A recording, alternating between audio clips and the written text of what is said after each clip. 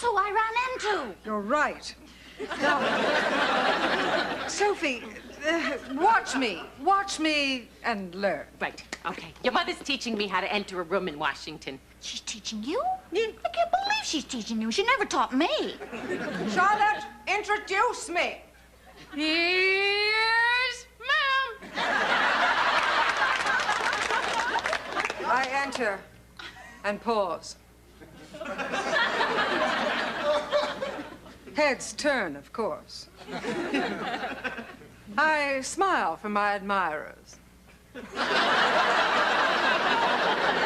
I quickly locate my host, and I meet his eyes. I hold his gaze just long enough for the other guests to wonder about our past. Then I spot the ambassador, and I head directly towards him with a regal and a confident walk. You see? You got it. Ah, you're actually teaching her. You never taught me anything. Why do you get to be the ambassador?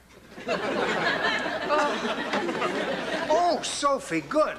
Come on over here for a moment, will you please? I've got a surprise for you. Oh, I love surprises. I don't recall receiving any surprises. Of course, I was born in wedlock. Caitlin, now you hush. You had plenty of surprises. Don't you remember that clown on your 4th birthday? Yes. Daddy, it isn't a clown, is it? Please don't let it be a clown. No, it's not a clown. Just an old friend of Sophie's I've met outside. Look who's here. Larry. There you are. No! I don't want that man in this house. But I live here. Just don't let him in. Make yourself comfortable. Oh, I gotta sit down. No, I gotta stand up. Sophie, did I do something wrong? Oh, no, Pop. I mean, how could you know? That's the jerk I used to live with. One of the reasons I came here was to get the hell away from him. And it wasn't easy, believe me. One of the hardest things I ever had to do. Because he was so good. But he wasn't good for me. I don't know if you could understand this. I can. He's a bad man, an evil man, with a dark, hypnotic gaze that holds you in its sway. You want to break free, but you can't. At first you resist, but then you give in to the beast again and again. Until you find you can't live without his sweaty animal musk. Thank you, Caitlin, for that impromptu tour of your mind. What was I thinking? You can't run away from a guy like Larry Yablonsky. You gotta drive a stake through his heart. Yablonsky. You wouldn't believe some of the stuff he did. One time, he gives me a car.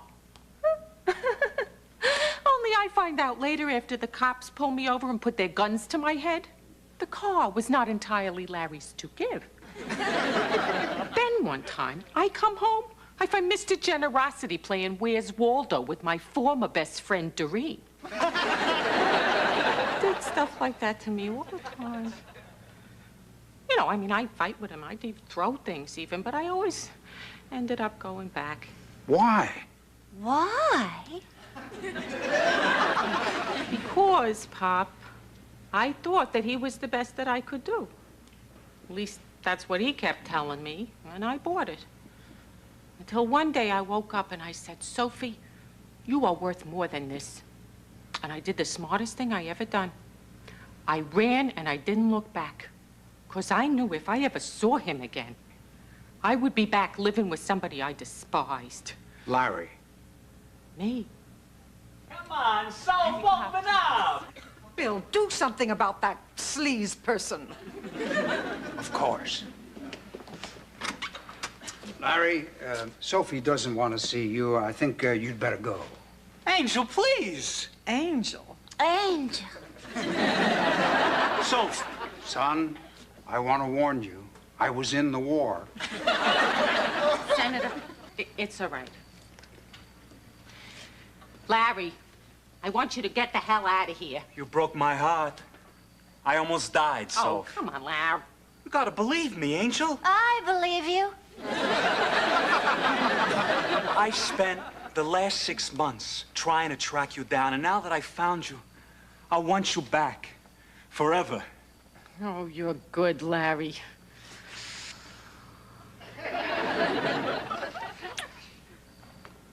You're awful good. You always thought so. In fact, if anything, you're even better.